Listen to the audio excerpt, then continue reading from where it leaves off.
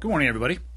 Most of you are probably tuning in for Fallout Friday because that's what we do on Fridays. But occasionally, I have the opportunity to do different episodes, meeting up with people that present the opportunity to record something that's a little bit shorter, like I did last Friday with Jack Osborne. Today is no exception. So I sat down with Nic McKinley.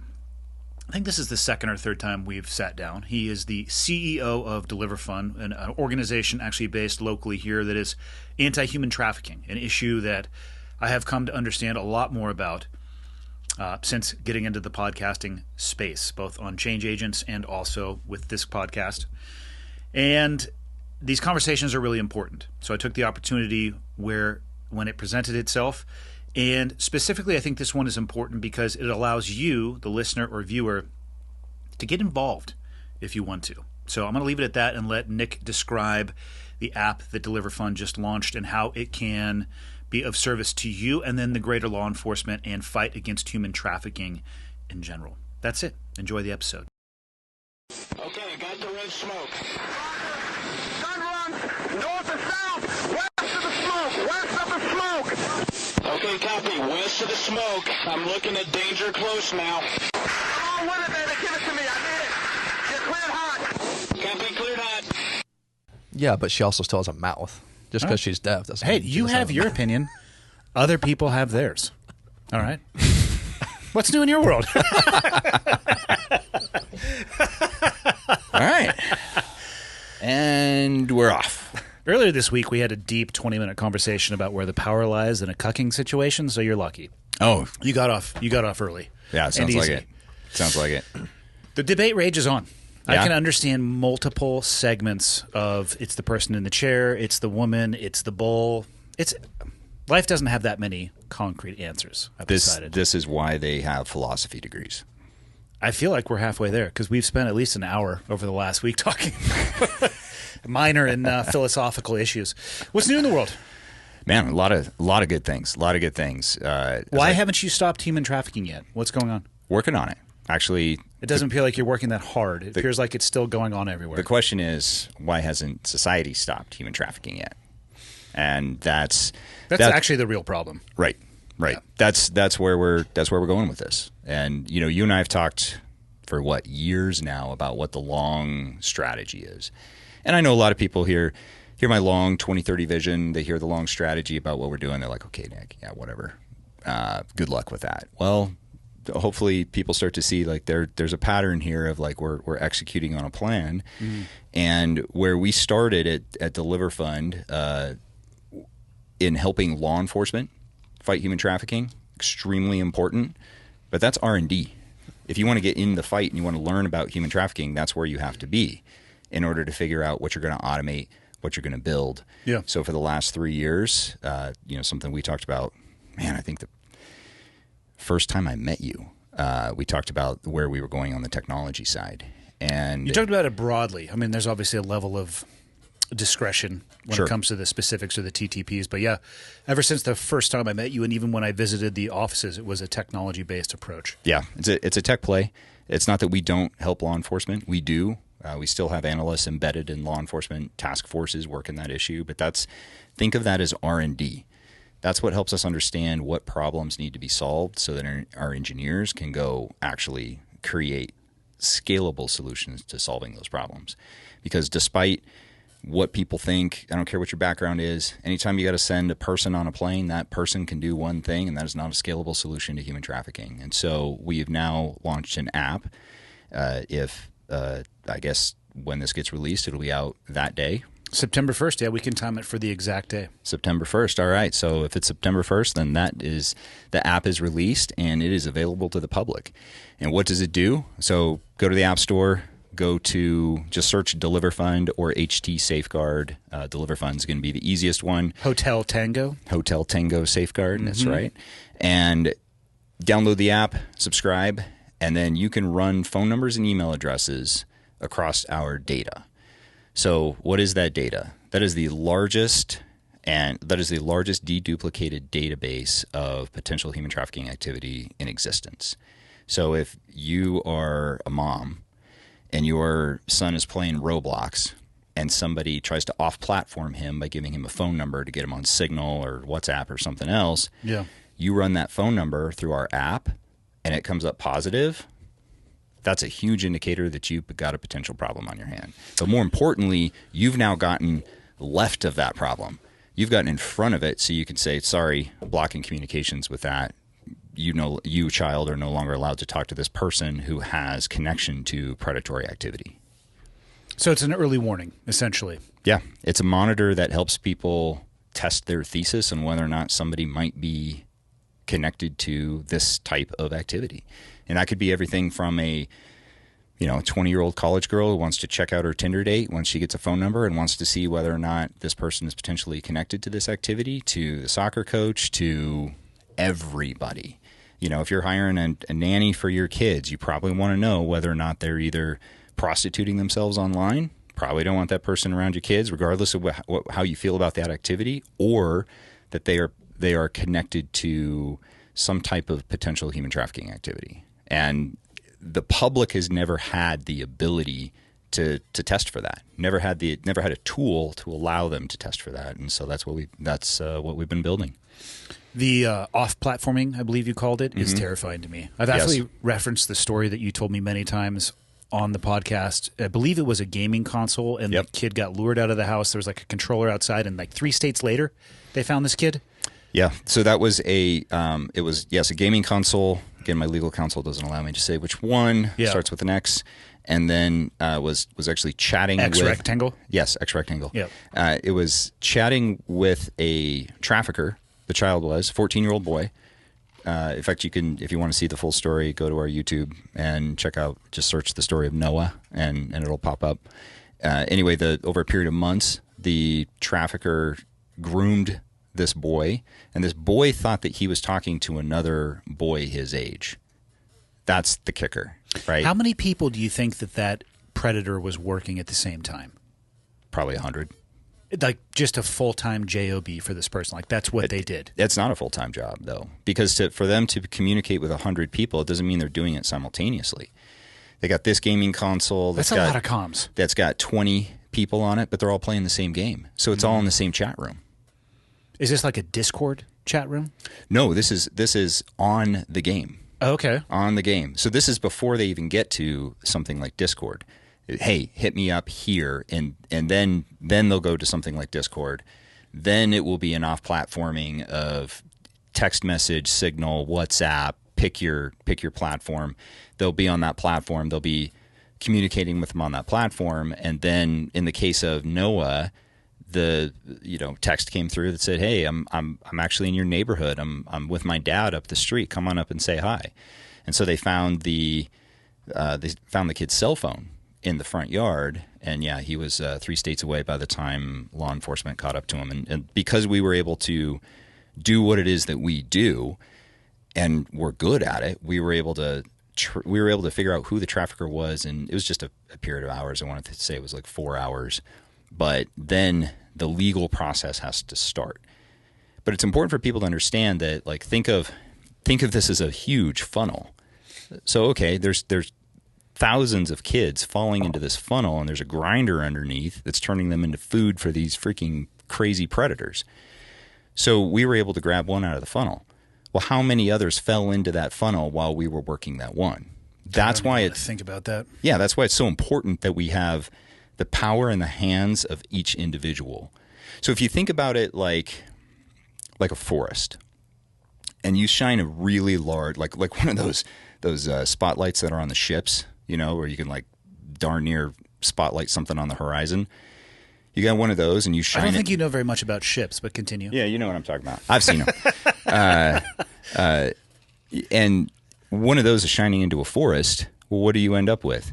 You end up with some rays of light going into the forest, but you have a bunch of shadows. Yeah. And all these child predators, all these societal predators, they are hiding in those shadows. And so what we're doing is we're giving every single person in the forest a flashlight. So there's nowhere for them to hide. So what this turns into, people download and use the app. They get a positive hit that report button on there that tags that data for DeliverFund and law enforcement future use. Well, that turns into the largest crowdsourced operation to identify unknown child predators and societal predators in history. That's a massive force multiplier. That's the plan. Yeah. Yeah. I don't use TikTok. My daughter alerted me that there was a TikTok channel that is uploading clips from the podcast. It's probably Michael, for all I know. But I see, and I have seen often, and maybe it happens and Snapchat is another one that I don't have. My kids use Snapchat. I know my daughter is on TikTok. There's an interesting trend for people to try to pull what I'm going to call impressionable communities off of that platform and get them behind like a paywall with Patreon. Mm-hmm. It's very interesting. Mm-hmm. And I don't know if they're trying to indoctrinate them into a message, or maybe they're trying to lead them down the path of, hey, let's go get an ice cream in my van down by the river. I don't know which one, probably somewhere in between those two. But that's terrifying for them to pull it off of that platform to try to get them somewhere else. And it just seems like they're trying to take them, to use your forest analogy, a few steps deeper into that forest where the light could even, it could penetrate even less. Right. Or take them into a draw where there is no light. Right. I mean, that's the whole. Do you think the platforms could police that? I know they could. Why don't they? Because they don't have an incentive to do it. So why do to be a good person? Well, but capitalism says that the fiduciary duty is their primary incentive. So until the government comes down with regulation, and I am the biggest small government guy you're ever going to find. Yeah. I don't think the government should be regulating things, with a few exceptions. I think we should regulate nukes, right? That's like probably nuclear weapons. Yeah, I think it's probably a good idea. I'm on board this so far. We should also regulate what anybody who has a platform that allows internet communication with minors, or could allow internet communication with minors, there needs to be some regulation there. And that the fact of the federal government and a bunch of like old senators with flip phones putting together what that regulation is terrifies me. So it needs to be industry putting together that regulation. And if you listen to, it doesn't matter if it was Musk or Zuckerberg or the former general counsel of Microsoft wrote a book, I think it's called Tools and Weapons, but about the need for regulation around the internet and Communications Decency Act Rule 230, and how that is all leading to the predatory environment that we have on the internet. And that is not just for that's not just for child trafficking and societal predators. I mean, that's everything from pig butchering to all the different crap that happens online. So we need a regulatory environment there, just for the purpose of not censoring speech, nothing like that, just protecting children, so that there's no reason why a 40-year-old non-familial connection of a predator on the East Coast should be able to contact a 14-year-old girl that is not in his network on the West Coast. Like that fundamentally, technologically should not be able to happen. Because if they can, so for people listening, I'm using societal predator because the terms that I usually use are now being algorithmically strangled. Really? Yeah. What do you usually go with? Human trafficking. Why is that being algorithmically strangled? That's a great question. I don't know.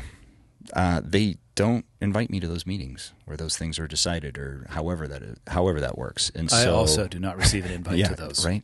Man, you'd think they would like up the customer service a little bit. Yeah. But so that's a problem. I mean, if they can actually say, oh, we don't like this word, we don't like you talking about vaccines, we don't like you talking about this candidate or that candidate, then they can definitely sever the communications between people that, quite frankly, shouldn't be allowed to communicate. I wish people in those positions would stop doing things that could be perceived as conspiratorial. Right. Because it just feeds the flames for people who are – if you're looking for conspiracies, let me just tell everybody right now, you're going to find them. I forget the study, but I think it was about taxis, or it was about stop signs, and you can precondition yourself to look for something. Mm-hmm. And it was an exercise that if you go through, people started reporting an abnormal amount of like yellow cars that they would see, or stop signs. But it was the preconditioning to look for those things. Much like I think the argument can absolutely be made, if we keep teaching people that they are oppressed and that they should be looking for oppression and they are a victim, that is what they are going to find. It shouldn't shock anybody that those two are somehow intrinsically connected. But yeah, why? One of the Pizzagate as an example. Great example. Something that I know almost nothing about. But from my understanding, they believed that it was essentially a sex dungeon in the basement of that building. To my knowledge, that building does not have a basement. Does not. In fact, there was some freaking crazy QAnon guy who showed up there to try to rescue a bunch of kids that didn't exist. Found him. He found a broom closet. So there's that. We didn't know how to read a door though. He tried to kick in an outward opening door. This is day one shit, Nick. You know what I mean? We know how to handle these things. You do. Yeah, that's true. I feel like you understand that doors open. I understand the concept. Well. Yeah. I understand the concept. But people, it's not so. I think there's a lot going on. I think people are struggling in so many different aspects of their life, and I think that it's easier to attach to those things if you have something in your own life that you don't want to work through. Now, I'm of course speaking super broadly, and I'm not an expert in anything for clarity, but I can see the link between people who maybe thought there was some validity to Pizzagate or this. You still hear it, the Wayfair, or the cabal of politicians that are drinking babies' blood, things like this. And again, I have no proof that this does. Did you see the YouTube video I did on that? No. Oh, I called out an individual's quotes, specifically worked with a PhD in pharmacology to actually debunk those from the biochemistry perspective.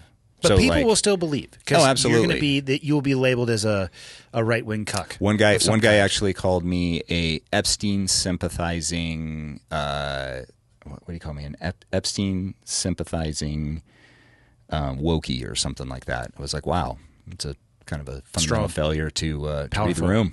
The only thing I feel bad about for Epstein is I feel like he died far too quickly. Far too quickly. I would have loved to see that drag itself out for a week. Again. Andy's potato peeler. I could have I was a suite of doctors just keeping that piece of shit alive. But there's that there is that belief out there, and some people maybe the Pizzagate is less than the politicians who meet and drink blood, and all of that stuff tied in there. And then you do hear tech companies that it's pretty clear communicate openly with the government in ways that they shouldn't are restricting things like human trafficking. It's just an easy domino for people to have fall that, okay, the government's now in cahoots with the social media platforms, and we're not hearing this because that is what's actually happening. They need to stop doing shady shit. Yeah, absolutely. They just need to go back to being capitalists and stop cooperating with the government. Why doesn't anybody trust us? I don't know. Maybe because you guys keep doing dumb shit. And then the government just needs to come down and say, hey, here's what you can and cannot do. Yeah. You need to do this if you're going to do that anymore. That's it. It should be that. I mean, I'm pretty sure that's the way our system was set up, so that we didn't have this kind of cronyism that's happening currently from all walks of life. Right? It's not just social media, but if the social media companies, and this is not to demonize the social media companies, right? I mean, who we want to demonize here are elected politicians who are not doing their job in properly regulating the things that they're supposed to regulate because they're out regulating things that nobody cares about. Or have a vested self-interest in the status quo. Yeah. And I think part of the conspiracy theories, specifically around the child predatory behavior, actually come from something that you actually covered on the Ironclad podcast with that guest that you just had on from Nicosi. No, not with Glenn. Oh, Nicosi. The one about pornography and victims and stuff like that. So what Glenn's doing, that's great, but that's not scalable. Like that, the one person gets on a plane, goes someplace, does something. Yep. That is what it is. And it's important work, right? I'm not dogging it. I'm just doing the scalable stuff because nobody else is. And nobody in tech is doing it. So if anybody understands what it takes to get an app released, and Apple has a total monopoly, you do what they say. So the first one we released, they're like, no, we don't like that. You need to change this. You need to change that. And so you end up with a watered down version of the reporting, but you're still getting the outcome that you wanted, which is that red flag saying there's a problem with this phone number. There's a problem with this email address. So if you search plastic mom at gmail.com in our app, you'll see, bam, there is that's a Plastic Mom? Plastic Mom. It's a relatively innocuous Gmail address. You might think it's funny. You might be like, okay, that's a little bit weird, whatever. Yeah. But But you run it through that app and you see, oh, there's 123 commercial sex advertisements across multiple websites that this email address is associated with. That means it's a problem if it's in your life. Yeah. Right? Especially if it's in your kid's life. So that's the highlighting. And I think the reason that we get so many conspiracy theories is because a lot of men, predominantly men, I mean, we're talking about 99% men here, do not want to face the fact that the webcam pornography that they just watched very well could be a human trafficking victim. They don't want to actually talk about that, and they don't want to come face to face with that. So it's much easier to say, oh, well, Hillary Clinton is drinking the blood of children in her basement. That's what trafficking is, and I'm not participating in that. Therefore, I'm in the clear and I'm good. It's like, no. And even if that is true, okay, well, that's an N of maybe 1 to a couple of hundred. You're telling me that it's driving a $150 billion a year market? Probably not. Yeah. So we need to empower the public, awareness and education, yeah, fine, but with something they can actually do to protect their own network. And if everybody just focuses on their network, runs phone numbers and email addresses in their network, that's it, we're going to do a lot of damage against the bad guys. God, I wonder, I'm thinking as you're talking about this, if everybody, this is probably an impossible task, but if everybody, let's just start with adults. If every adult in the U.S. actually inputted, if they were able to scrape their inbox, like I use Gmail, if you're able to scrape it and put all the email addresses in there, even somebody who is just as anti-human trafficking as possible, I bet you they'd still have some peripheral hits off of addresses that were associated, whether it's in their spam folder, you know what I mean? Spam folder. Do you want to know something really will freak you out? There's somebody. How can you ask me a question like that and not expect the answer to be a resounding yes? There is a person who is in my network, not personal network. They were in like the third ring, but somebody that I know is a professional, and their phone number. Will Willis. Well, that wouldn't surprise me. But their phone, and I don't have Will's phone number, but their phone number was actually pop positive in our database from an advertisement. Now, there was an advertisement 10 years ago. That doesn't mean that they didn't get that phone number from somebody else. They need to change their phone number if that's the case, because that means that that information is on the open internet. So we are not inputting any of this data. All we have done is create the technology to harvest that data into one place, because it's all out there on the internet, and make it easy to search. That doesn't actually surprise me at all. I think a lot of people underestimate how evil human beings can be. Sure. We all look relatively the same walking around in our skin suits. But truly, how much do you know what's going on behind somebody's eyes? I've worked with people who lived up to every expectation that I could possibly think of just an altruistic, integrity, phenomenal human being. And then some other ones, you read the news from time to time. Oh, hello there. Yeah. I had a member of my unit who ended up committing suicide by cop because his house is being raided for a pedophile raid. Yeah. That was a shooter from the agency. I mean, how many guys do you know that you worked with who are, I mean, if you're going to war, you want them to your right or left. They are straight up killers, but they're not really good for much else. And they do a lot of stuff in their personal life that is pretty shady. Yeah. You know? I didn't, what do you think? I was thinking about this and having a conversation with somebody. In talking with people that I used to work with since I've been out, I feel like the number of people who come into the communities that we came from actually had more trauma in their upbringing than I realized. I think it's most of them. And it's interesting because you could view it through the lens of they chose not to pass the trauma on generationally, but they found another way to it's a chunky way of saying it, but to deliver that trauma elsewhere under a more acceptable guise, under a rewarded guise, under a guise that you can wrap yourself around in, and like you risked, you were a hero. And I'm not trying to talk down on anything that anybody has done, But then if they come from that level of trauma and they pass that trauma on elsewhere and they still don't deal with it themselves, it surprises me less and less when I hear stories like that. Sure. I didn't realize the backgrounds. And I never really asked that many people about it. Well, I didn't either. So I grew up in an amazing family. I did too. I mean, I won the amazing lottery family. for sure. But I was orphaned at like 18 months, right? Shipped around in orphanages until I finally got adopted at the age of 3. So if you would have asked me, I mean, how many psychological freaking evaluations have I done? Like a lot. And every single one of them, childhood trauma. I don't have any childhood trauma. Well, a couple of years ago, some stuff started creeping up, and I was like, man, this is not good. I need to go deal with this. Turned out, yeah, actually, that's actually some pretty formidable childhood trauma. So I think it's how do we define childhood trauma? And I think when you look at it, and you look at it from at the neurological level, unlike, so I don't think I was abused or anything as a baby, but just the very fact that I was, abandoned by the person that I counted on the most actually triggers something. And the psychologists that I've talked to, and I'm not an expert on this at any level, but they said that people usually tend to go one of two ways. They tend to go, they're a perpetual victim, or they're a perpetual self-reliant, right? This one of two ways. And so who do you get in the soft community?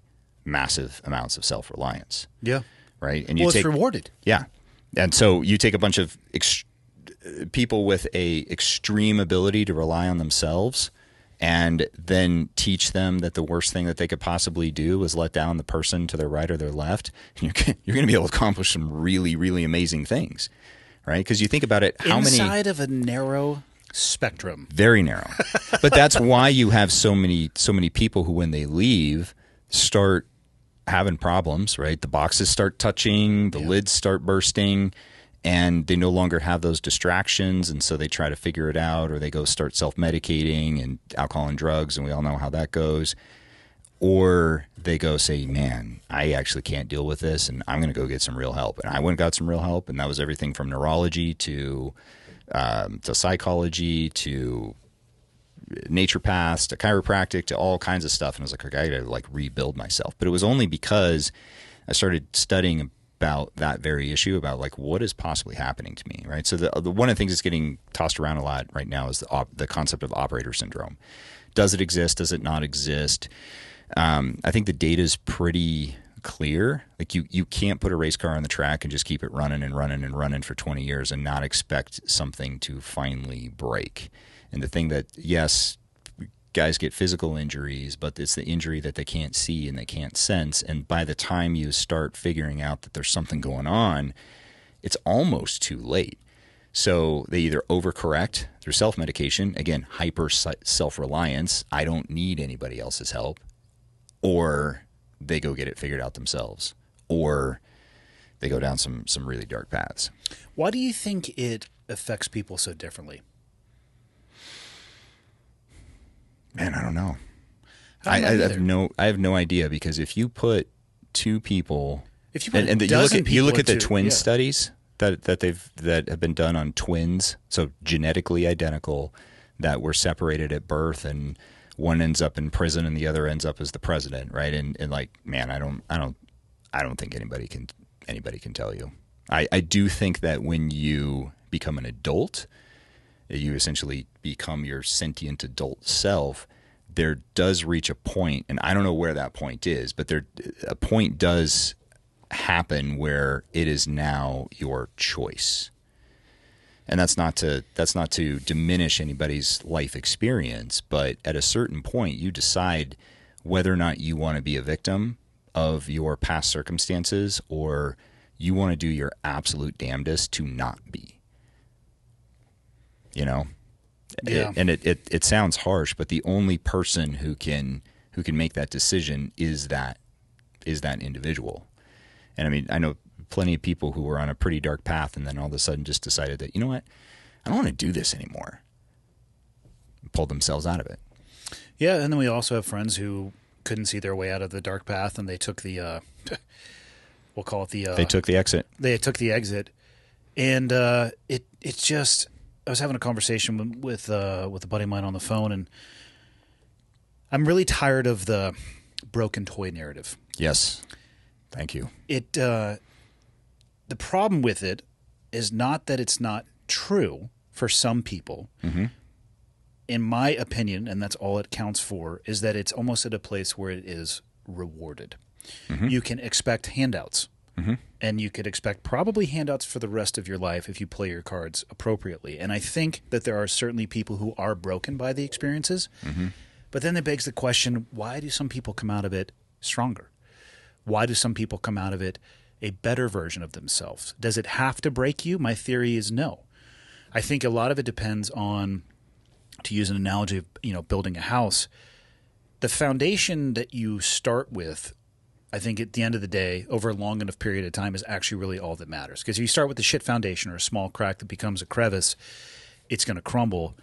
And I wonder if in the soft community, and again, another question I have is, does the community itself attract people who have past traumas, maybe even unrecognized or unrealized, more than in any other occupation? I don't know. In the conversations I've anecdotally had, I'm leaning towards probably like a little bit more. Mm-hmm.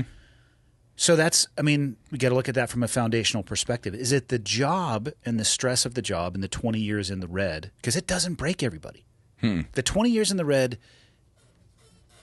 there are people that come out of that and you're like, you are an amazing fucking human being. I don't know how you went through what you did, and what you're able to do now is just unbelievable. And there are others who define every version of the broken toy. And I'm not trying to use that in a pejorative sense, but it's a narrative that I think that people understand.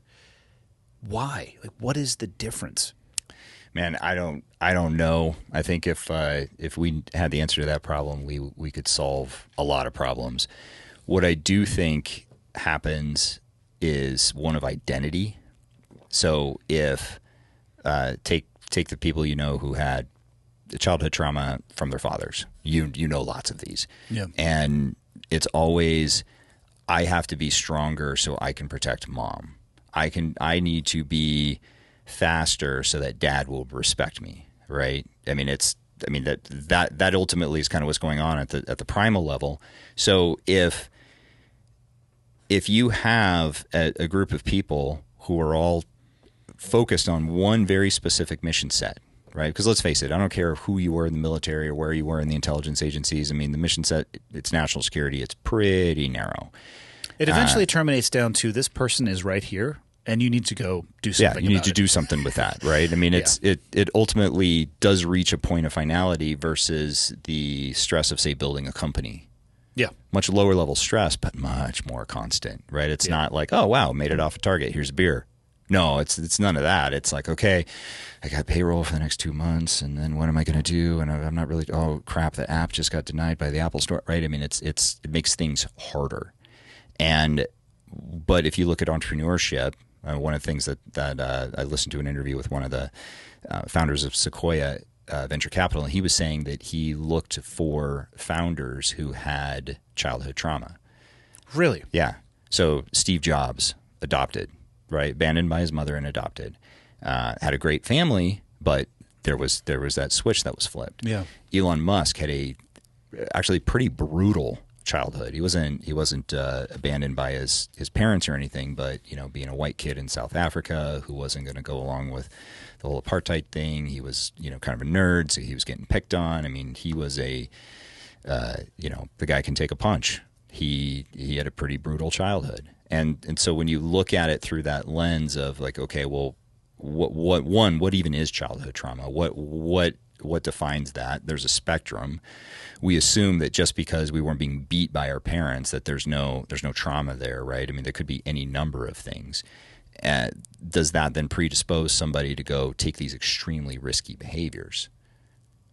And it can very well. You can find edge cases for both. Yeah. Now, extremely risky behaviors Yeah. being like, okay, well, yeah, you've got somebody who's going to go start doing extremely risky things, and they're going to go be a drug dealer. But then you got this other person who joins the military, and that's oftentimes why they're not a drug dealer, right? And so there, within the soft community, I think that we need to understand that our experiences very well made us stronger if we choose to see it that way.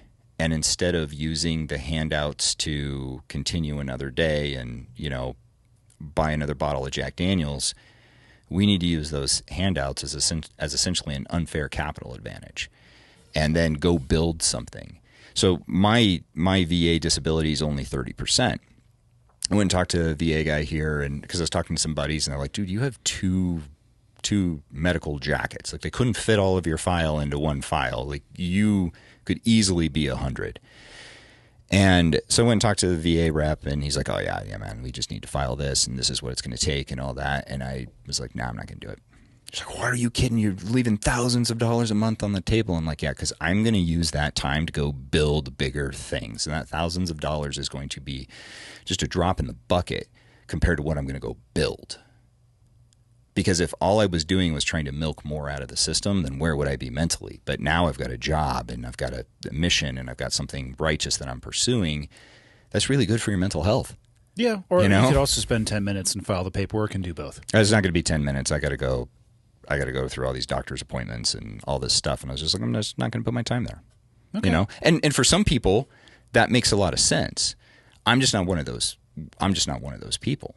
Right? I'm not a broken toy, and not only that, but I experienced one infinitesimal percentage point of what some of the people I know experienced. That's not true. They wrote an article about you called The Real Jason Bourne.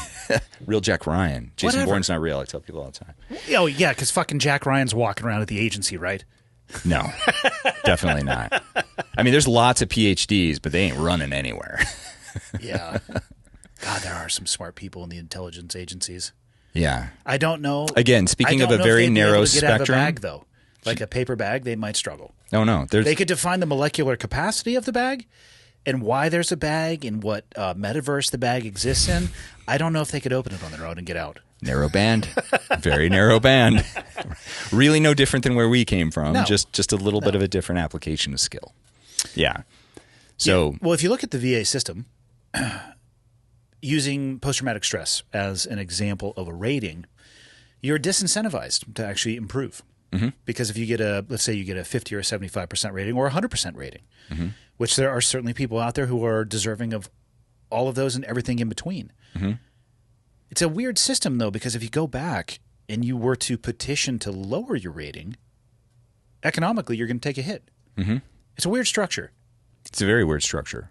There's a PJ I served with, Rob Disney. He got shot in the face. Was he related to the Disney family? No. I was going to say he doesn't need any disabilities if he is. No. He took a round in the jaw. It luckily kind of traced out his jaw, came out the back of his neck. The guy's got a bunch of problems from it. He's like a big wig at Microsoft now, right? And even after he got shot in the face, he finished a 20-year career. He was on some mop in Pakistan or something like that, right? So that's a great example of here's somebody who, and I heard through PJ School some of his childhood, and it wasn't always the best, and it wasn't always the worst, right? I mean, and I think that's most people's experience. But that's a great example of a guy who, while he was finished a master's in cybersecurity and like was always doing more to kind of reach the next level and reinvent himself and get ready for the next thing, as opposed to how many people just get out of the military and are like, okay, I'm out. Where's my job? Now what? Because for 20 years, people have been telling him what to do. Yeah. For 20 years, people have been saying, okay, if you want to make whatever rank, right, this is the path you take, and we're going to put you on that path. It's a very task-based career, actually. Yeah. I know, but I'm sure between the two of us, we could list off a dozen people who exist in the public sector who talk about leadership and the military leadership model, and I don't think there's anything wrong with it, but my thoughts on it have drastically shifted over the past few years. Mm-hmm. Speaking of specifically the SEAL community, the SEAL community is capable of masking the worst and most horrendous leadership on the face of the planet because the outcome never deviates. Mm-hmm. So you have a guy who people want to kill and a leader that people want to die for, but the result of the objective that you're tasked with is always going to be a success. How in the fuck is somebody supposed to really understand the difference externally? The people working directly for them, they get it. And they may or may not be spending all of their off time harassing the person that they want to kill. And trying to reduce the safety of some of their safety equipment, as an example, and hypothetical, of course. But from an outside perspective, somebody who looks at the military as this PhD community of leaders. You come from SOF, you know leadership, it's bred into you from day one. And I will say, in the SEAL pipeline, it's one of the things I like about the SEAL pipeline, officer enlisted, shoulder to shoulder, every evolution. There's no free pass on leadership. There is more expected of the officers in class, but if you look at it in totality, it's not that much. What's your head count, sir? Yeah. It's 174. You have 63 people in the class. That's clearly incorrect. I'm going to beat the shit out of you now and remediate you for the next hour. It's honestly, I look back as an instructor, most of the time what I was expecting from the officers, this is where you need to be. This is the time you need to be there with this equipment and have a goddamn head count. Almost impossible for them to accomplish those 4 things. Sure. In hindsight, very, very easy. And on the enlisted side, well, that's because we had a hard time counting from left to right. So some of the times as an instructor, we have some complicity in there too. Some of the times as an instructor, I would just sit back and I couldn't hold my profession. I was just dying laughing. Like, sir, what is your fucking head count? I am removing all time constraints because I need an accurate answer. Right. You are now affecting me. Yeah. I just want to go home. It's Friday. I am not fucking with you. For the love of God, give me a head count. And then when you can't, it's like, you know what? Weekend's canceled, motherfuckers. Go meet out on this side of the ocean. But I need a number that I can put in this little box right here so that I can go home. Do you have everyone? Where are the balsa wood scuba tanks that we had been practicing pool comp with? You don't know? Neither do I. Fuck, we're all stuck here. That's all you're responsible for. Yeah. But externally, it's about leadership, small unit tactics, communication, and all that stuff is super real. But externally, anybody looking from the outside who didn't work with those individuals, let's say those same 2 leaders, they go to their next position and they both decide they want to move on and they want to do other things. From a resume application perspective, there's no way that somebody's going to know. And I've seen it time and time again where people hire from the military. And I'm not saying you shouldn't. What I tell organizations now when I speak with them is it's not that you shouldn't hire from the military. You should just take your time and be cautious who you are hiring and hire them for a role that they are qualified and suitable to fill, not just because they were some shiny object from the special operations community. Because they fail. All the time. And it's not good for them because then they get in their mental health issues are, I've never failed anything in my life, and now all of a sudden, like, I'm failing an office job. Yeah, well, and it shuts. What do you mean? I have 4 HR complaints against me, right? I mean, it's like it's important for them to understand that, and I like all young, arrogant, SOF operators, thought that I knew a thing or two about leadership when I joined the agency, and let me show you guys like what I'm going to do. And then I got a bat upside the head because I was doing the things that I did in the military inside the agency, which is essentially like the HR environment of a bank. And I was causing some problems. Yep. And that was a very steep learning curve for me for the first 4 months that I was there until I figured, oh, I have to change because and then you get in the civilian world. I mean, you think about it. If I give you $1 million to invest in in 2 startups, and one is, shiny object soft guy, and the other is a graduate from MIT with an MBA, where are you going to invest that $1 million? I'm going to start my own cotton candy company. For sure. Trident Cotton Candy. Veteran owned. That's going to work. and that's one that hasn't actually been done yet. You should do it. I have Michael. Go ahead. Feel free. You can use my name. Well, but you're going to use the guy who knows how to run a P&L. Yeah, that's the thing. And so not everybody would make that call, though. A lot of people would feel a pull towards the shiny object, and I'm not trying to in any way, shape, or form diminish anything that anybody has done in their military career, and they're exceptional people doing exceptional things. But I also, the more time that I look at it in the rearview mirror, the job to add to the leadership, the ability for the community to mask horrendous leadership, because the outcome is always the same. It's always going to be success. Specific, at a tactical level, like, you're just not going to fail. But it's likely it's not likely, it's guaranteed. If it's the poor leader, it's in spite of the poor leader, and the guys on the ground, they're picking up the slack for that person. But it's still a success. They're learning leadership.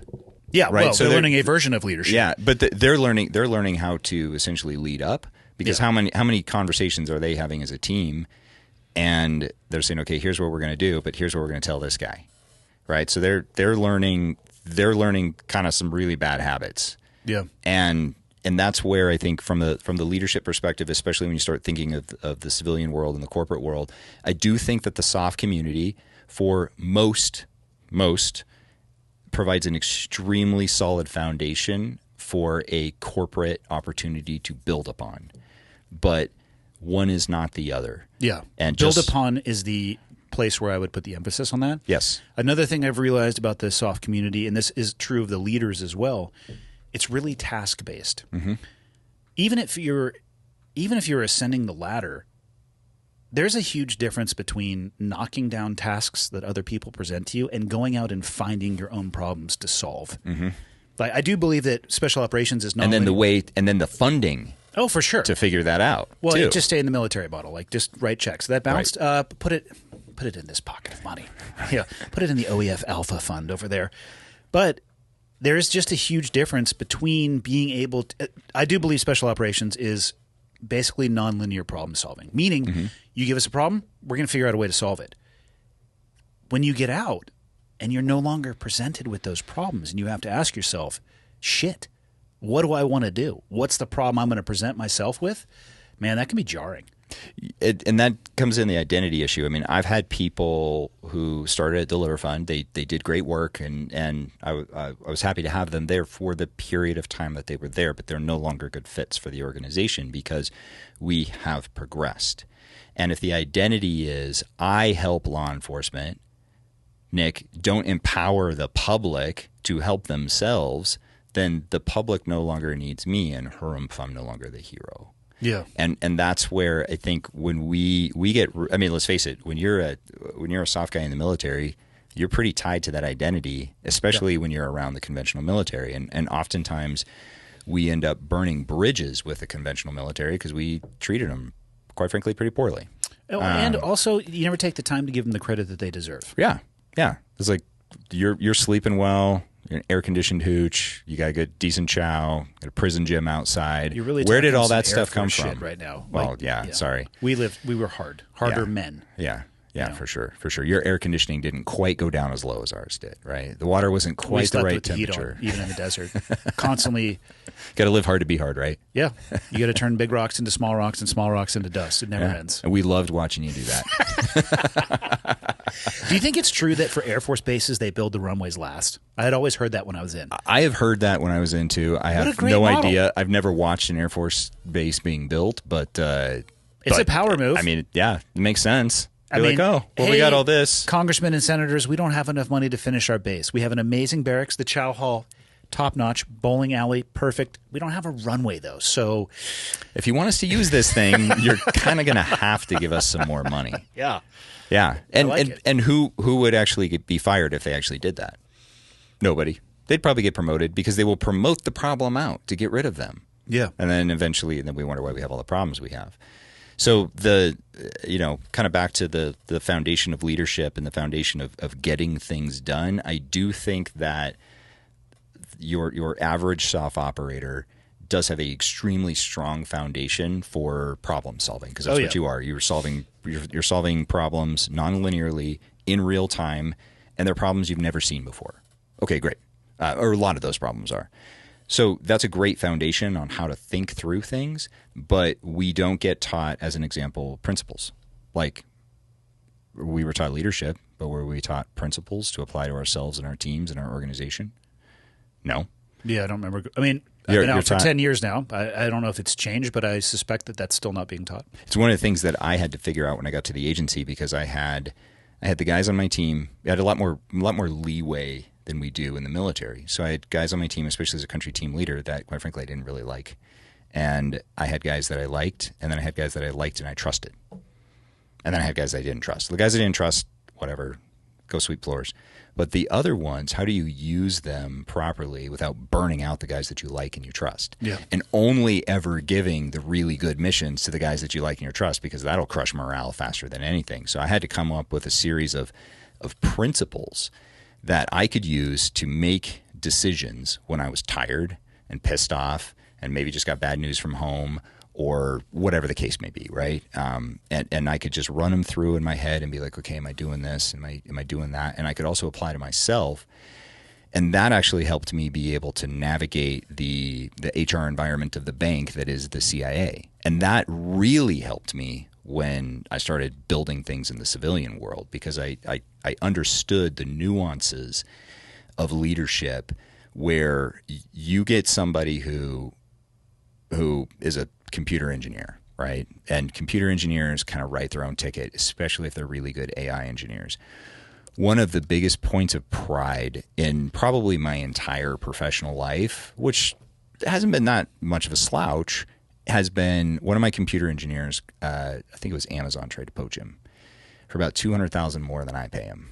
And he turned it down so he could stay working with us, because he said he knew that was one of the best work environments he could get. And I'll tell you, I was like almost in tears, because that to me is like, so, okay, cool. That's what success looks like. We can now take, but I was only able to get there by using these principles as an example, primarily just to keep my mouth shut and and just not intervene with the team unless I absolutely needed to, and just let them do their thing.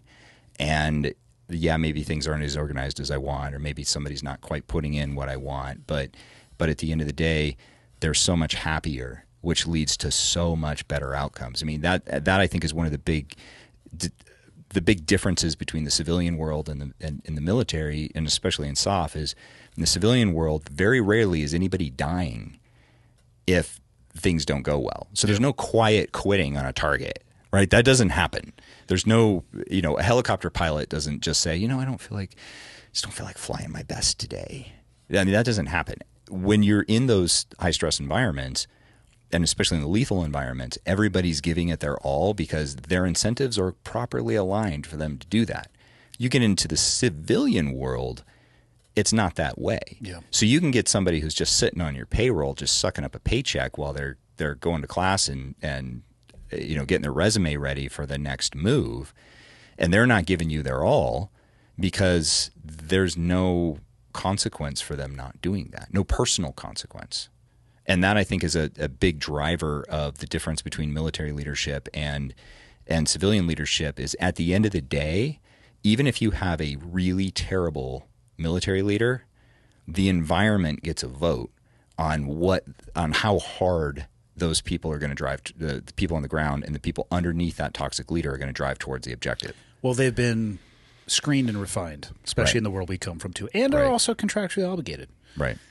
Many things that don't exist in the civilian world, nor do I think that Amazon should have a crucible course that a warehouse manager should go through. Right. Dude, you're going to break hearts by calling the agency a bank, right? We need to talk about Jason and Michelle Bourne. It's all ninjas and savages, and they're constantly in there practicing their Steven Seagal death touch. That's what people want. Steven Seagal was one of my instructors. He would probably tell people that he was. He probably would. Yeah. Right after he had dinner with Putin, freaking traitor. Where does that guy call home these days? Probably a yacht off of Monaco. JDAM would be such a good solution for that. Really, though? Or a torpedo. Would that be too fast? I was going to say torpedo, put a hole in it. Just make him sit there and think about it as it slowly I think a torpedo. gets I mean, to I've the never water. really seen a torpedo go off either, but I think that'd be quick too. Is it too quick? I mean, it's an explosion. Somebody will put something in the comments that's a better idea. For sure. We're tired. It's in the afternoon. He needs to have a really drawn out expiration. Well, but to the agency being a bunch of freaking ninjas, that's actually one of the things that my very first interview with the agency was for a different job than the one that I ultimately got, because I self-selected out of the first one when I asked what the fitness requirement was. And the woman told me that, well, it'd be a good idea if I could walk a couple of blocks without breathing too heavily. And I was like, okay, whoa, this is different than I thought. Obviously, there was a place I was looking for, and I'd chosen poorly and had not found it, and then eventually did find it. But yeah, I mean, the agency, there are a couple of units, a couple hundred people who have a fitness requirement and shooting requirements and all that, and they're they're not as stringent as they are in the soft world, but they're, they'll get your heart rate up. And then there's kind of everybody else. And that's not to diminish everybody else. You don't want everybody else being that way, right? You don't want some case officer or chief of station who's supposed to interface with the ambassador to be dropping F-bombs and, talking about their last Friday night hookup and being completely undiplomatic, right? That'd be a really good way to get into a bunch of wars. And so you've got different people with different skill sets, and I think that we too often don't appreciate other people and their other skill sets. And I'll tell you, everything that I know how to do in the fight against child predators and human trafficking, my engineers are going to have a bigger impact than I could ever possibly imagine. Yeah. Why can't we write an AI solution to human trafficking? We can, and we are. Okay. I was going to say, I found Discord like 2 months ago when I started using Midjourney. Yeah. And it's pretty awesome. Yeah. And if they can make that, I feel like there should be somebody out there who is way smarter than me, which is almost everybody on Earth, and they can get together on a really cool team with a cool name, like Team Dragon Slayer or whatever they want to go with. We call it Team DeliverFund, but that's okay. You go with it. Yeah. I mean, if they can create an image that is damn near photorealistic, and I can change the lens and the time of day and the angle of lighting, and with Chat GPT and all of these things that I know almost nothing about but enjoy using, I would imagine that whatever, let's say there was a human being on the other end reading the prompts that I put in, I would be this guy would probably just be sitting there like, you fucking idiot. Let me rewrite that for you. Yeah. Who are you? Like, I could put a monkey into space and you're asking me to have a dog lick an ice cream cone. Like, it's just, How do you know that's not what's happening behind the curtain? I assume that it is, and I don't blame them. Conspiracy theorists, go for it. Yeah, I don't blame them for judging me. With most technology devices, I think I'm using 2% of what's capable, and I'm happy with it. That's fine. It I serves you. understand my limitations. I just want a thumbnail image for YouTube. Like, let's take it easy. Yeah. Hashtag imagine, whatever it may be. That shit, I mean, there are now songs that can fool people. There are podcasts with Rogan that never existed, that aren't great yet, but give it 5 years. They're getting there. Why can't we point a supercomputer at these people trying to do evil in the trafficking world and just demolish them? So we can. And supercomputers, we have 2 of them now. You're talking about DeliverFund or in the world? No, DeliverFund. Okay. We have 2 of our own high-performance computers, one in Dallas, one in New Mexico. What are they New Mexico named? One is the backup. Sarah V1 and Sarah V2. And Sarah is an acronym. No, my engineers get to do that, and I do not. I don't mess with their stuff. Right. It's an acronym. I don't remember what it is. But so we can when you talk about like the GPTs, so ChatGPT, Midjourney, things like that. Those are large language model AI algorithms. They exist. It's very easy to use them. But what you have to have is a training data set. And that's the thing that we've been working on since 2015. And we're getting very, very close. So we're about to buy another high-performance computer.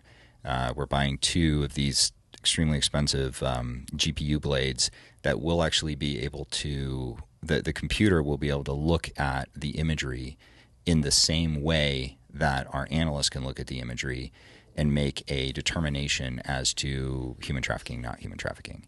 I feel like that will be the lever that takes it over the top. Yeah. Not the imagery specifically, but the use of AI. Yeah. So we currently, so the AI exists as far as algorithmically it exists. It just hasn't been properly trained yet. And part of the reason why we bought our own supercomputers is every time that you train a model, right, you're basically converting dollars into electrons. And the more you do that, the more electrons it takes, the more dollars it takes. And Jeff Bezos doesn't give anybody a discount. So it was becoming cost prohibitive to train these models in the cloud. So we were like, fine, we're just we worked with an incredible company called Hunify Technologies. They're a spin out of Sandia National Laboratories. And they built us these custom supercomputers that allow us to train our models on those platforms that we own. So our unit economics actually decrease every time we turn the wheel instead of increase like they do when you do it in the cloud. Sense. How big are they?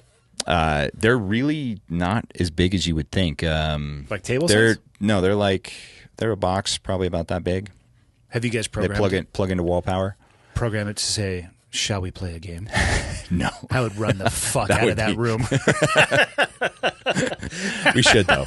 We really should. Just don't and I boot up. guarantee you those guys are listening. Yeah. So hey, Victor and crew, like make it happen because that's going to be hilarious. Just don't boot up. And make Hello, make Nick. sure it's Shall got, we play a game? Make sure it's got a camera so you can capture the face of the person from the first time they booted up. How wild is that, though, looking back at that movie? Of course, I immediately forget the name of that movie. It was, I don't know. War Games? yes, I think it War was. Games. Yeah. What are we talking, 30 years ago? At least. Playing with what would, at the time, was would be basically described like as AI? Battleship? Yeah. But let's not do that. Let's not play a game. So, we're gonna end up from an AI perspective in an arms race where we're gonna just end up with this kind of analysis paralysis. I did an interview with Fox a couple weeks ago about why I'm not really concerned about the whole like sentient AI that's gonna be Skynet that's gonna come for us all, and it's because you're gonna have competing AIs. Well, one AI will be able to predict what the other AI can do, and so then it'll pivot, and then it'll predict the pivot, and you'll just sit there and it'll just be like, well, I'm going to do this, and then no, that's not going to work, and I'm going to do this, and it's just going to end up in this stalemate of analysis paralysis at the state level. The opportunity here is at the level like we're operating, especially in the fight against human trafficking, in that human traffickers are never going to be organized and able to like start building their own AI to counter what it is that we do. Let's hope not. They already don't cooperate, right? Just they're always trying to take money from each other, girls from each other, things like that. So we don't really have to worry about essentially a near peer competitor on that side. Now, the problem would be if you had a nation state who owns a social media platform like, I don't know, TikTok, and then they started putting their algorithms towards countering the things that we were doing. Well, that would mean that our platform wouldn't work on their platform. But all the other platforms, it still would. So it's really when you're training this AI, it's a matter of data sets. So basically, think of it this way: you're telling the computer that you want it to take a test, and you give it the answers to the test, and then you have it take the test, and you see how many answers it got right and where it got them wrong, and then you re-give it the answers to the test, and you have it go over and over and over again. Everybody's always looking for the silver bullet AI that can do everything from, train your cat to create a fake Joe Rogan podcast. And the reality is that's just, I don't think that's going to happen. I'm not an expert in it. I just don't think it's going to happen. What I think we're going to have is a bunch of mission-specific large language model AI algorithms that do, again, very specific things. So this is the hospital's model running in a Hunify box or something like that detects cancer, right, within the radiology environment. And this is the model that detects human trafficking within the gaming platforms. And this is the model that detects human trafficking within chats and social media. And this is the model that detects extremist activity from, predominantly Islamic youth, right, or something like that, right? I think we're going to end up with all these different models. Where the cost is coming down is in training these models, because traditionally that was really expensive. Really expensive to do. Now you can do it you can build your own. There's a large language model, and I think it's called Longboy. I don't make that up. I think that's what they call it. But it was based around creating movie scripts. You can buy, if you can buy the hardware to run that model, which will cost you roughly $250,000, they will give you the model. Then let's just say you have a podcast training data set. You could feed it a podcast training data set, and it's going to start spitting out podcasts. I'm going to invest in EMPs. That's probably a good idea. I'm going to shut this. When people talk about AI, which I'm being totally honest, not smart enough to completely understand the totality of what it's able to do and the potential cascading consequences. But I do ask myself, will it ever get to a place where analog is actually the solution, where we have to smash all of these electronic devices that we rely on, or just turn them off and go back to being monkeys with sticks and trucks and stuff? I can't wait for that. Except your truck probably won't run if we get into that kind of environment. Maybe the world would be a little bit better off if that was the case for like 6 months. Yeah. It's this race, and of course, like you said, we could put regulations on this stuff and try to do it in a not that humane is the correct vernacular to use, but we could govern ourselves in the U.S. China, I'm not so sure what they're. No, they're just going to go, oh, you limited yourself to do what? Cool. We're going to double down on that. Russia's going to do the same thing. So we could, and so then the argument becomes, well, then do we need to do the same things as well? And then that just goes back to me stocking up on EMPs. It's an arms race. It's an arms race. Yeah. The biggest problem I think that we're going to have with AI is we are going to get to the point where we society can't tell what's real and what's not. It's close already for some people. Yeah. So there was a social media post of a bomb going off outside. I think it was the Pentagon or the White House or something like that. I don't know if you saw the news coverage of this. Caused a massive drop in the stock market. I believe they actually had to close down the stock market to keep things from hemorrhaging. It was an AI generated image, and that's what we have now. Yeah.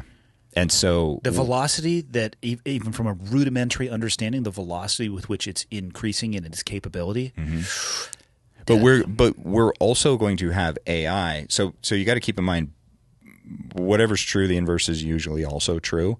So yes, we have all these things happening with AI, but we also have an incentive structure, usually in the form of government funding, for companies to create AI to then counter that AI. So one of the biggest investment opportunities right now that VCs and PE firms are looking for is people with expertise and even an idea on how to counter deep fakes, right? So that they can start screening them out.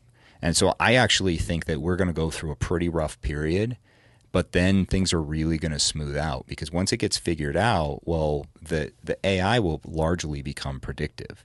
So the things that, and I'm talking on everything from school shooting to cancer treatments to detecting human trafficking. It's the system, right? And it's not a system, but the series of millions and millions of systems that connect us all will just start essentially cleaning itself. And you're not going to have all of this. We're going to go through a rough stretch. But we are going to go through a rough stretch. For sure. Where EMPs are going to be awesome. EMPs would be a very good near-term solution to that rough stretch. If it would set us back a bit, though. No, I mean, there's another option. The poor man's EMP is you wrap the inside of the baseball hat with tinfoil. Well, I'm not sure how it works, but I'm just saying as a suggestion, if you don't want to do EMPs, you could do that. Did you hear the tinfoil crinkling No. under my hat? Okay. We're good. Didn't Ghislaine Maxwell try to like wrap her phones and stuff in tinfoil? Yeah, to create her like own little a Faraday bag. Faraday bag. So funny story. I'm in Kirkuk, Iraq, working for some people, and it was us and a JSOC element, and we had this guy on our team who was a straight up like conspiracy theorist. He wanted everybody on the team to watch this movie about the Bilderbergs, right? So I'm trying to be a good sport. I thought he was trolling us. So I'm like, okay, I'm gonna keep this. And then I saw that he was serious. So I go and walk a couple doors down, go into our kitchen, make a little tinfoil hat, came back in, sat down on the couch, the tinfoil hat. Of course, everybody on the team thought it was hilarious except for him. Yeah, he lost his shit, didn't he? He went straight violent. Straight violent. And I was like, whoa, like even if you honestly believe all this stuff, like that's funny. But that conspiracy theory stuff is very much part of like their identity. And that's where I say the rough stretch is going to happen, is because you can create. So you want to create a conspiracy, give me 72 hours. But to tell me what it is, and with all the generative AI out, you and I could create a conspiracy that could cause a lot of damage because we could backstop. Yeah, because we can backstop that conspiracy. We can put stuff all over the internet. We get a couple people to bite onto it, and then it's just going to take off on its own. I think we're going to have to teach people or relearn critical thinking. Well, critical thinking, but patience. Sure, we're going to have to relearn as a species that maybe don't leap right when you first see something. Give it a little bit of time. Give it a breath. Let's have a little bit of room to breathe. I mean, there's countless examples of people. My father is a good example here. He does not have an understanding of technology. He just recently left his laptop out in a rainstorm and wonders why it's not working. Oh, well. So he can figure that out with the technicians at Best Buy. But he, in the, let's see, what was it? When did Biden get elected? 2020? Mm-hmm. He, multiple times on Facebook, was sharing things that were clearly from parody sites. Mm-hmm. I don't know if you recognize it or not, but it just, the messaging of what it was aligned with how maybe he was feeling. He's a very smart man. How he was feeling, whatever it may be, and how easy is it to share. But then 3 more people share it, and 9 more people share it. And it just, this cascading tsunami of literal bullshit that, and maybe it was intended as humor, that somehow it gets morphed a little bit and gets taken seriously. Man, if we can't get people to take a little bit of a breath, to critically think their way through it, to maybe bounce it off of some other sources. Or maybe it was created by Putin's IRA, the Internet Research Agency that they had, which is a bunch of Russian kids who, with good English skills, who run fake book accounts and just start fires. I mean, ultimately, what's one of the best strategies, low cost strategy against any adversary? Chaos. Yeah, just create chaos. And they love to do it to us. We do it to them. We would never do that. It's true. We're always above board. Always. We don't do any of the things that we would accuse any other people of doing ever as a country. Never. Yeah. People seem to forget that too. Yeah. I don't, we're not, whatever people's personal beliefs are, when the country as a whole gets to the old pearly gates, there might be some questions about behavior. Probably. But because we're just a collection of people. Yeah. Right? I mean, people everywhere are really not that different. So, yeah, if we figure out how to get people to say, hey, look, think about how is somebody trying to manipulate you? And what's fascinating me, especially, I would take it a step farther and say, first off, recognize and realize that there is value from individuals or organizations in their attempt to manipulate you. Like that's a good point. They are incentivized to do so. Like that's the starting point right there. Yeah.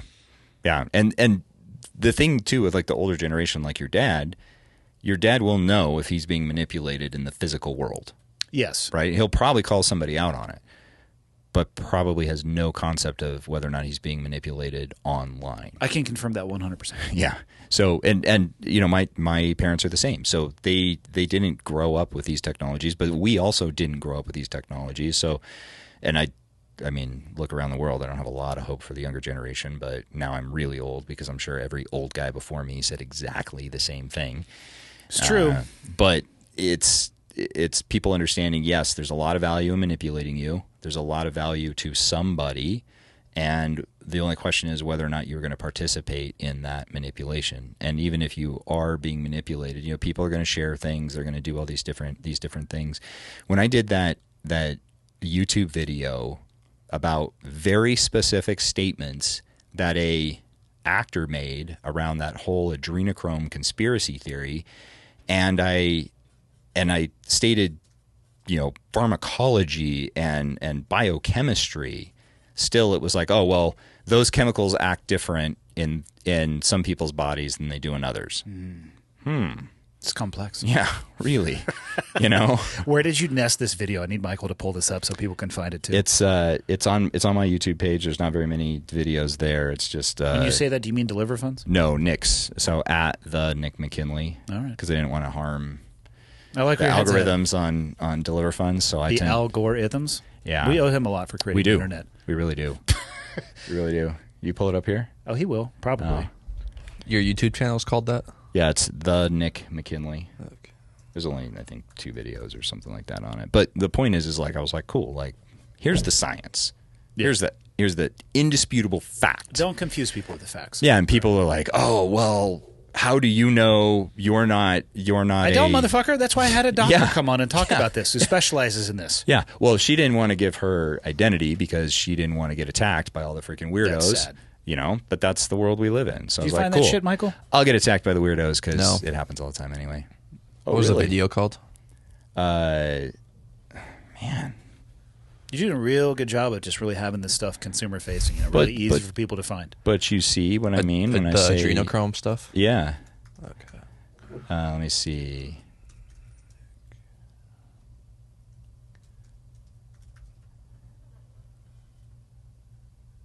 Yeah. This one right here.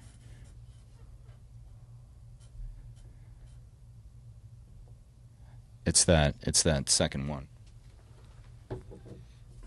Oh, I did find that channel, actually. Oh. Yeah. I didn't think it was yours, though. See, my brain wanted to jump to the conclusion of I'm being shadow banned, but I didn't say it. A lot of people think that they are shadow banned, and they just put out a lot of boring stuff. Yeah, they're putting out content that nobody wants to watch. Correct. It's not that you're shadow banned. It's just that nobody cares. Yeah. So I put this out. I'm like, hey, here's the science. Don't argue with me. Don't argue with the science. You want to debate this publicly? Let's do it. Have you heard people claim that children are trafficked so a chemical called adrenochrome can be harvested from their blood? I've heard it too. And as someone who fights child trafficking, my intent here is to help you understand why that is. You guys want to watch all 7 minutes of this? No. You're going to put your audience We'll let through people that? find it there. Yeah. But the point is that it's like nobody really cares. I don't think, and I actually think you see this in the soft community too, because you got a lot of the soft guys that are going on the QAnon freaking train, and I think that they just love to fight so much that they just want a fight. Yeah. And if you can have some big dragon to slay, well, go pursue that big dragon. My big dragon that I'm trying to slay is child predators and societal predators, right? Like that's what I'm going after. But if you don't have that, well, then you create the big dragon, and that now gives you the sense of meaning and purpose for you to go after. So I think that's kind of, again, a long way of saying that rough patch on AI is going to cause a lot of chaos until we get that figured out. I just hope the government doesn't overcorrect, because it's been known to do that a bit. I don't know how much more tolerance people have for the government overcorrecting. I'm worried about this. Yeah, that's a good point. I'm worried about I mean, I've heard people say, again, not to make this whole thing about conspiracies, but you've heard plenty of people say that COVID was a test and the government's ability to control you. Yeah. My thought on that is, let's start this from the premise that everything you're saying is correct, that it was in fact manufactured, meaning the pandemic itself as a metric of taking control, taking away liberties, taking away freedoms. People started rebelling against that 6 to 8 weeks in most places. There are some, of course, like just enclaves of individuals that they're going to do what they're told to do. Like that is their thing. Whatever. Live your life the way that you want to. Using Montana as an example, I am not sure how Montanans would respond if COVID-24 came around and the government again recommended lockdowns. I think more likely than not, people would say, I'll take option B, which is you eating a bag of dicks. So their attempt to establish even more control actually backfired, because I think people are just exhausted by the amount of control that the government already has. Well, we are, whether people want to admit it or not, we have a pretty libertarian culture in this country, and people really don't like being told what to do. And the experience through the 2+ years of the COVID pandemic, I don't think that they would be able to replicate it. And then, of course, the other side of that is, fuck, what if there is a COVID-24 and it actually does have the death rate that they were throwing the numbers around for COVID-19, and people don't want to pay attention because of what happened previously, and then we're kind of proper fucked as well. You know, both sides of that coin suck. Consequences, you know. Yeah. I mean, we're gonna. I just don't think that two things can be true at once, right? So you can have a virus manufactured in a lab, but that doesn't mean it's intentionally released, right? I do believe Maybe the former, it was, and maybe I it don't wasn't. think that the latter happened intentionally. I do 100% believe that the United States was funding gain-of-function research, even though... I mean, that's documented. At this point, it really is. Even though we said we weren't, so of course we found a different way to do it. Much like some people at the agency are W-2 and some are 1099. They would never do the same job. Never. It's like, come on, You would people. never have a contractor doing inherently government functions. But we don't have that many government employees. Okay, well, let's bring in the contractors. No. We don't need to talk about that. It's right. So we can find a way to obscure what we're doing. It wouldn't surprise me at all if it was 100% manufactured, accidentally leaked, and got completely fucking out of hand. Yeah. And I actually think the world would have responded better to it if they were just upfront and honest, as opposed to layer after layer after. Because when nobody knew anything, they're going to believe what they're being told because they haven't seen it firsthand. a year into that, when people were seeing the opposite of what government officials were saying, and there was no consensus in the medical community, you could find 50 doctors that said one thing and 50 that found another. What the hell is the non-educated, non-medical professional supposed to fucking believe when there's no consensus inside of the medical community? Yeah. Like, okay, I guess I'm a doctor today. I mean, I watched a little bit of House. I guess I'm a little bit, 2 semesters towards my MD.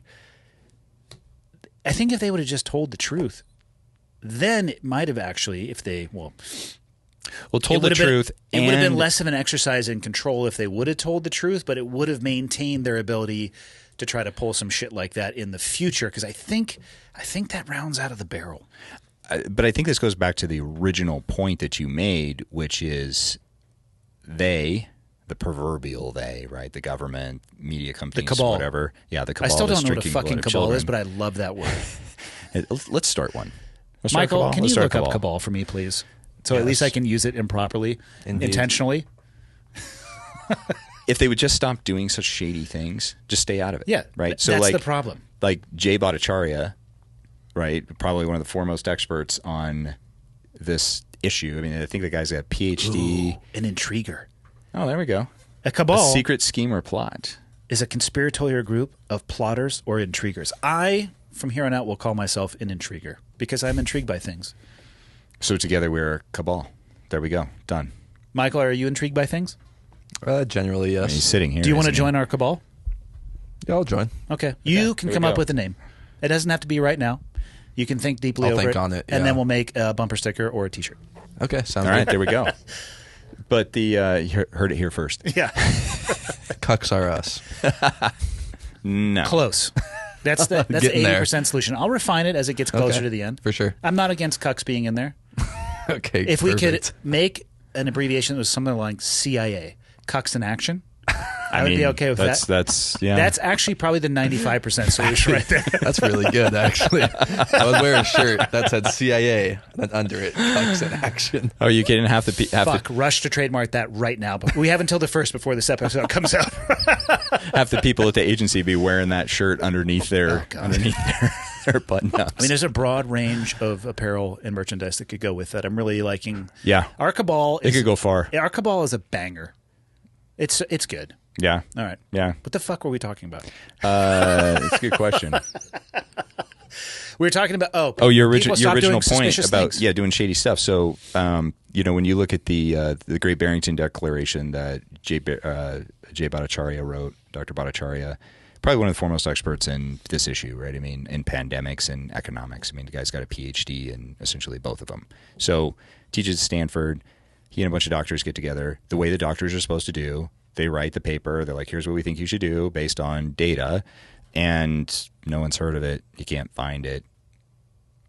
That's why people think everybody's doing shady crap, right? It's because there are things like that happening instead of just like, hey, if we believe in our economy as a capitalist economy, we're like, okay, the government's supposed to have a light touch and you're just supposed to let the system flow. Why wouldn't we do the same thing with information? Because information is a currency that is being essentially traded in an economy in this modern world. So why wouldn't we just have the government's hands off of it? And it's like, yes, there's going to be misinformation. There's going to be disinformation. There's going to be really good information.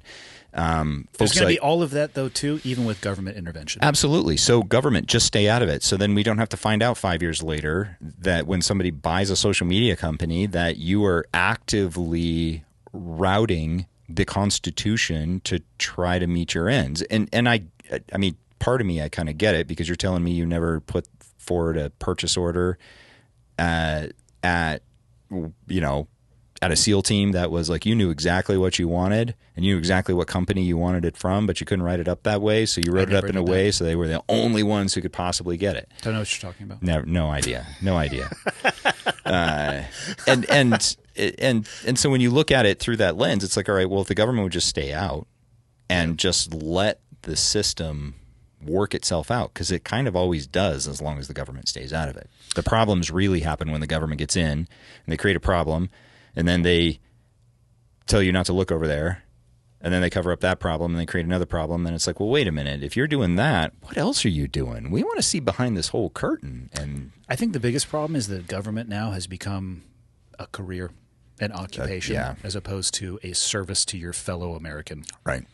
I think until we can boot people after a short period of time, Term limits are a thing. I don't know if it's going to function well outside of that.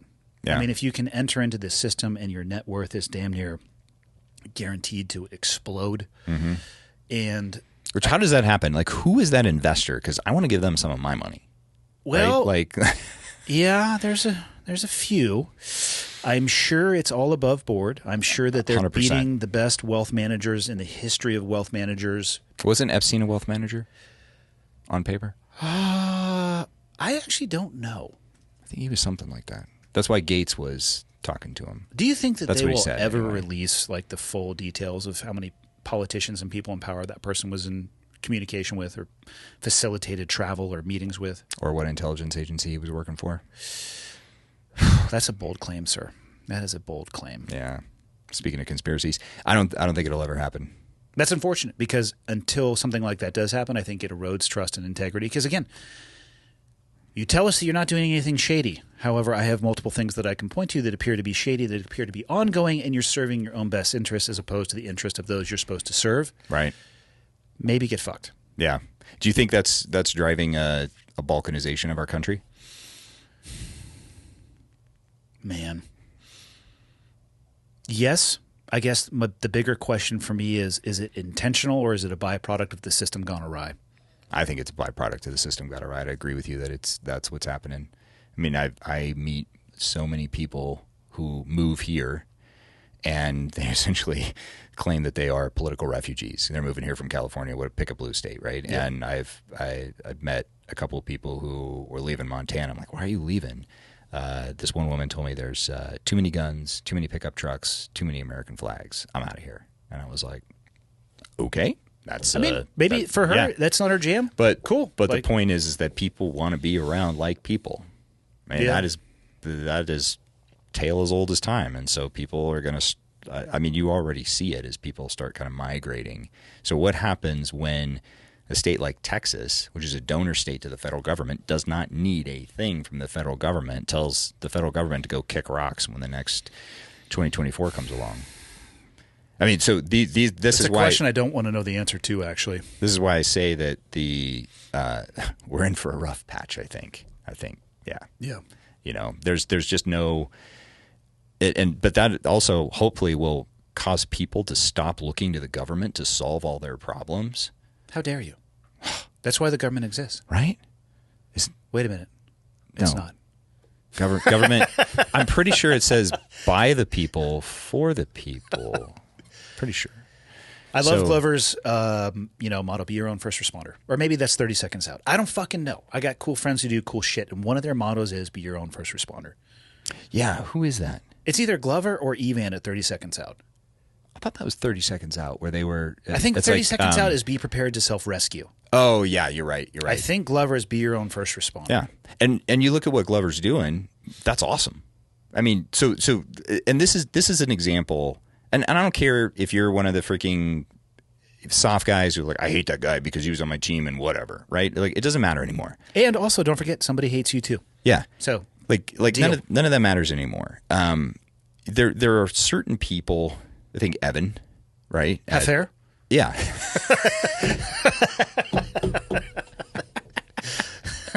Oh, that's going to stick. Right? But you look at what he did, like, that's awesome. Yeah. That is a model for people to follow. It will be as soon as he apologizes to Kyle, which is like a post or something that I see on almost every Kyle Rittenhouse. Apparently, he owes him an apology for something. Sure. So. Okay.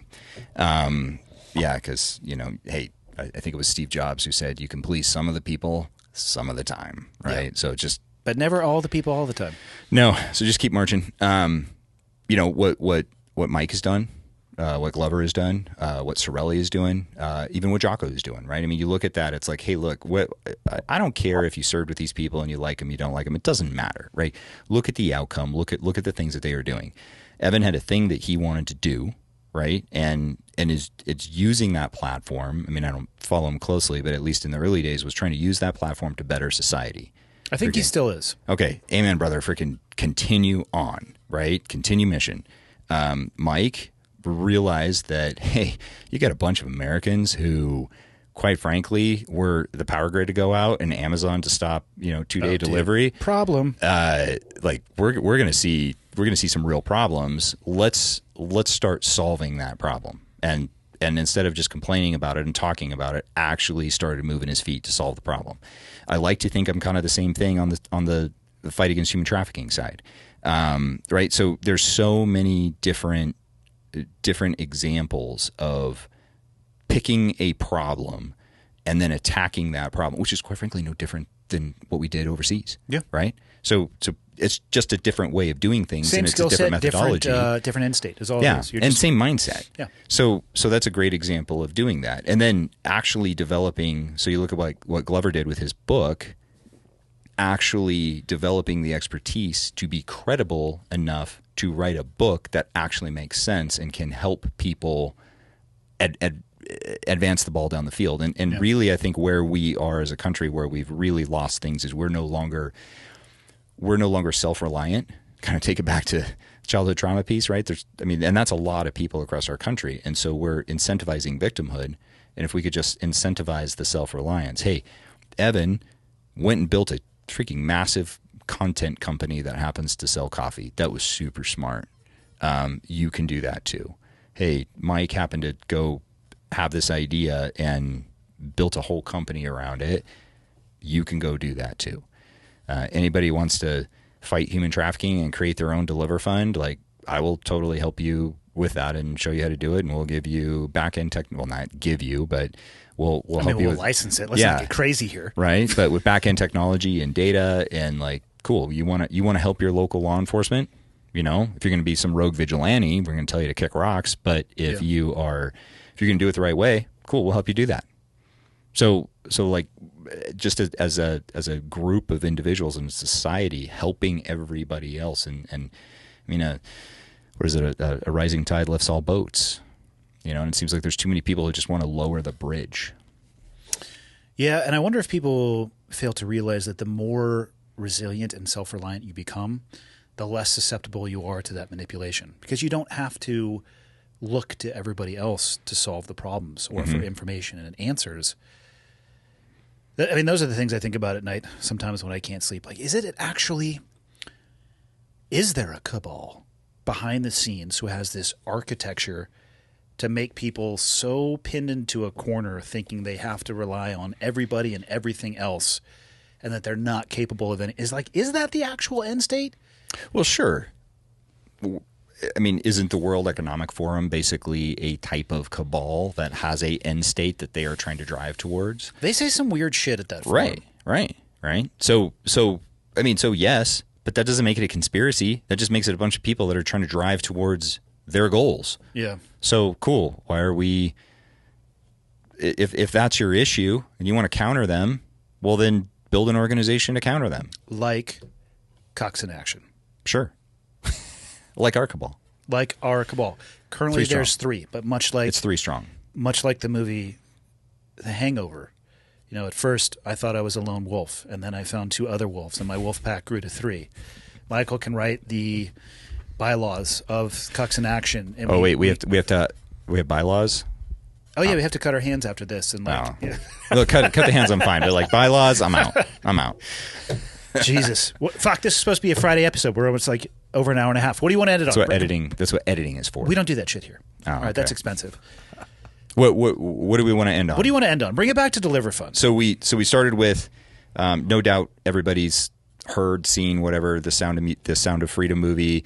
I haven't. Maybe you've seen it, maybe you haven't. I'm not going to opine on it, but and regardless of what you think about it, anybody out there, the movie's not the point. The point is child trafficking is real. It happens in the United States of America, and there are people who are fighting it. Law enforcement is one of those groups. DeliverFund is one of those groups. National Center for Missing and Exploited Children, right? Different people. We created an app to put in the hands of the individual parents, law enforcement officer who thinks that, oh man, this car I just pulled over, something's shady here. Let me run a phone number through this and see if it comes back positive. Paramedic who sees what appears to be a heroin addicted prostitute on the side of the road, gets a phone number from her, runs her. Yep, sure enough, pops up on a commercial sex advertisement, can call in the proper authorities to get her the services that she needs and find out who is trafficking her, because independent prostitution on the street doesn't really happen. So this app exists regardless of what walk of life you're in to empower you to be able to search very specific data points, which are pretty ubiquitous to people, for connections to human trafficking activity. So the first would be go download the app. And the second thing, and I'll rant just a little bit here, you know how many positive comments we get after these kinds of podcasts and things like that? I mean, you see them. I mean, yes, there's the crazy people. Yeah. There's that one that keeps emailing us, which is, quite frankly, your ability to troll is world-class, sir. Thank you. World-class. And I have initiated legal proceedings against that particular individual. Really? Holy smokes. Got a little wild. So what was the chicken and egg? Was it, did she start, was she emailing you before? Yep. Oh, really? So you drug us in, and here I was feeling bad thinking we drug you in. It doesn't. I don't I don't even feel know. bad anymore. She puts on like the chief of police at KPD. Oh yeah. Oh yeah. It's insane. Senators, congressmen. It's Yeah. crazy. Sometimes I get a little sassy and I want to write back. Very few people have seen my responses. Don't share them with the world. I definitely won't. But the point is that we get lots of positive comments, lots of likes, things like that. Like, jump in. Like, if you have a financial capacity to donate $5 a month, please do. Like, these servers that make this stuff spin are not cheap. These supercomputers are not cheap. Like, help us out, because we're actively trying to protect society. Like, we're trying to protect not just my kids, but by building technologies and tools and doing the work that protects my kids, it also helps to protect everybody else's. So what I'd ask is if even 20% of the people listening to this actually just chipped in, we would be able to take these technologies so much farther, so much faster. Yeah. So get in the fight and help out. And it's not everybody's calling to start fighting human trafficking full time. Good God, do not start a nonprofit. Like, I will talk you out of that. But chip in. Be a force multiplier for good. Yeah. Yeah. Where would you point people towards? Obviously, the App Store for whatever device. App Store for the app. How about supporting DeliverFund in general? So you can find us on all social media channels at DeliverFund. You can find me at the DeliverFund, at the Nic McKinley. I changed it. And then just go to our website, deliverfund.org/donate, and click the donate button. And yeah, donate what you can. And consider joining Cucks in Action. I mean, if it gets big enough, we could really drive some change. Let's leave people with that.